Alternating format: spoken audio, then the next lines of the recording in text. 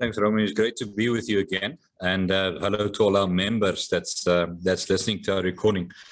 Look, this is another initiative that we are embarking on. It's a 3-year program that we have facilitated from the non-profit side, from Inani's side, that FASA, as the association, and the services CETA finalize an MOU and embark on a 3-year program, really for the benefit of the partners of the association and the industry at large, and also the members that we have.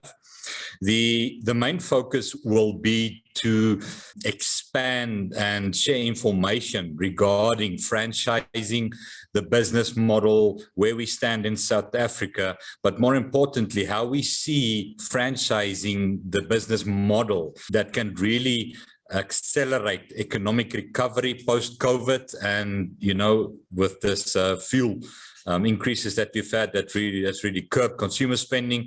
We really feel that franchising and an industry that spans across other industries or many industries can be an accelerated solution. And so we'll be embarking on the 30th out the program, and then we'll have a formal launch thereafter, after everybody's available very, very early in the new year.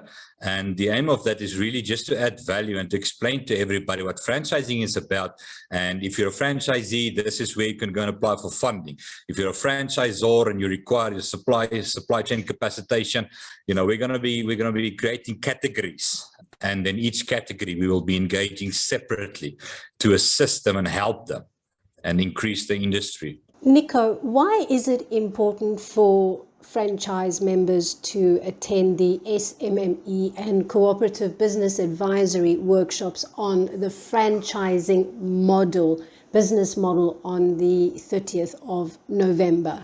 I think the value that you will get by attending this event is that you will become part of the larger industry, franchising industry, if I can call it that.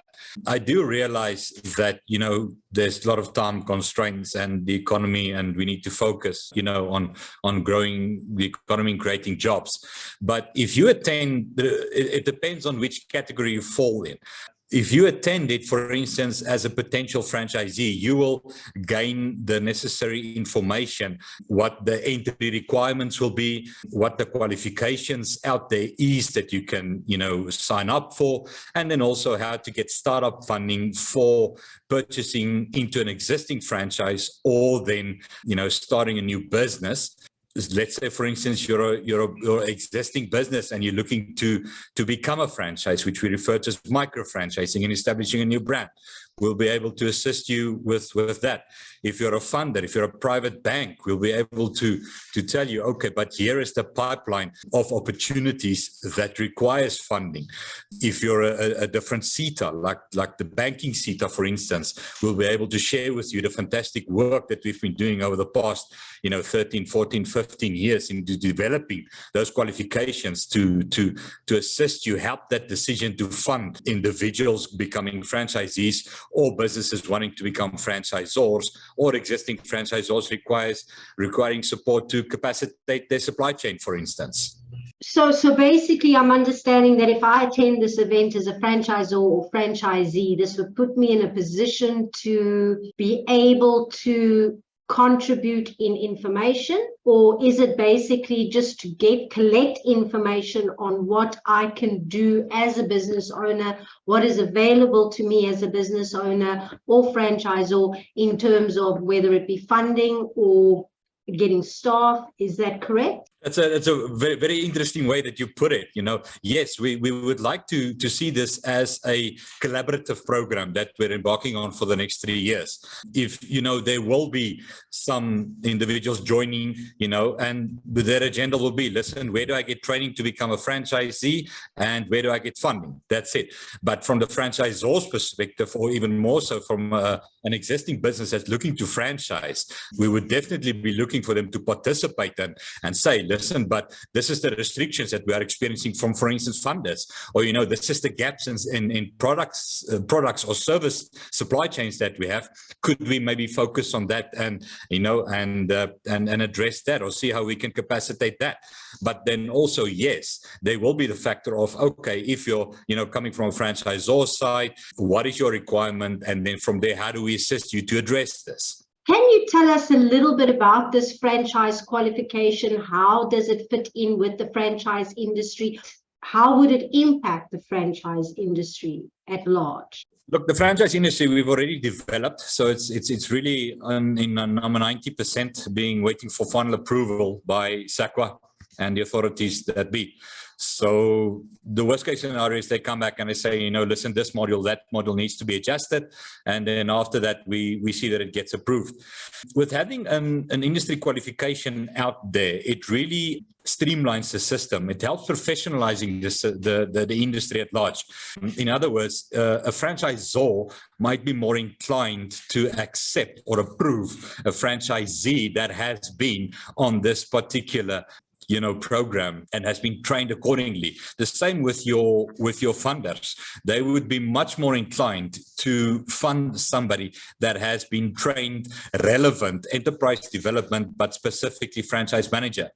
And then also embarking, one of the things that I mentioned is we will be inviting all the CETAs from the various industries as well. We've had positive responses from various of them over the past few years. We do represent FASA, the association, at the services CETA on one of their chambers, but also at other CETAs on their chambers. So a lot of my time and effort goes into lobbying for the franchise industry. And those CETAs are also now, I want to say, ripe for the picking for them to start to join us as well. Because if you look at franchising at large, we finished developing the franchise manager qualification now, but now we really need to focus, and that's part of the focus area that we'll be putting our energy into the next 3 years, is for the additional qualifications that's required. We're talking about franchise-specific project management, business advisory services, business developmental services. To set up a franchise, it's always referred to as a franchise business system. When you talk about a franchisor, that takes a lot of effort, and it takes specific services and qualifications and business acumen, to be frank with you. So we'll be looking at developing those short courses for those gaps that's currently in the industry as well. Let's say worst case scenario and no franchisor attends this event. How would it impact them in the long term, or does that not impact them at all? I think it will be a tragedy if they don't at one stage just come on board, even if it is after the launching phase, where we will be categorizing and rolling out specific events for the franchisors. Because as a franchisor, one of the things that they struggle with is identifying and sourcing for that right fit franchisee for their brand. And we have developed a pool of talent of ready franchisees. And with the qualification now rolling out, that will accelerate or capacitate the pool of talent that we have of franchisees. Secondly, from the franchisor side, when they want to increase their footprints, the franchisee must be able to get funding. So, they will be missing out on how to access that funding as well, on how to increase their footprints, but then also on their own capacitation. As a franchisor grow and develop, every franchisor has got what we refer to as a sister company, which is your supply chain companies. So it's for the franchisor, but also for your franchisees on local and provincial levels. Requires the product as well as the services supply chain. And that's really what we'll be looking into to exploring further the gaps that from the franchisor side and how we could better serve them from the association side.